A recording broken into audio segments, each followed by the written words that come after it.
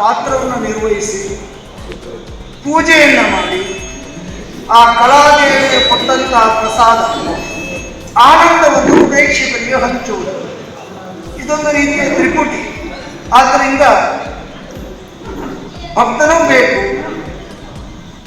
ಪೂಜೆ ಮಾಡುವವರೂ ಬೇಕು, ದೇವರು ಬೇಕು. ಈ ರೀತಿಯಾದಂತಹ ದೇವತಾ ಆರಾಧನೆಯ ರೂಪದಲ್ಲಿ ನಾವೆಲ್ಲ ಭಕ್ತಿಯಿಂದ ಸೇವೆಯನ್ನು ಮಾಡ್ತಾ ಬಂದಿದ್ದೇವೆ. ನೀವೆಲ್ಲರೂ ನಮ್ಮಿಂದಾಗಿ ಪ್ರಸಾದವನ್ನು ಸ್ವೀಕರಿಸಿ ನಾವು ಕೃತಾರ್ಥರಾಗುವುದಕ್ಕೆ ನೀವು ಕಾರಣರಾಗಿದ್ದೀರಿ.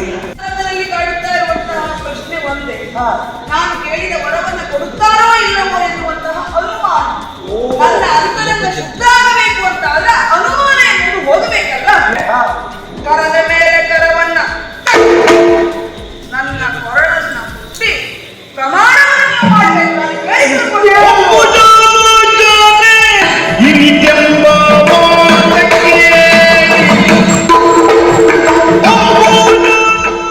ವೀಕ್ಷಕ ಮಹಾಪ್ರಭುಗಳೇ, ನಮ್ಮ ಚಾನಲ್ ಅನ್ನು ಸಬ್ಸ್ಕ್ರೈಬ್ ಮಾಡಿ, ಶೇರ್ ಮಾಡಿ, ಪ್ರೋತ್ಸಾಹಿಸಿ.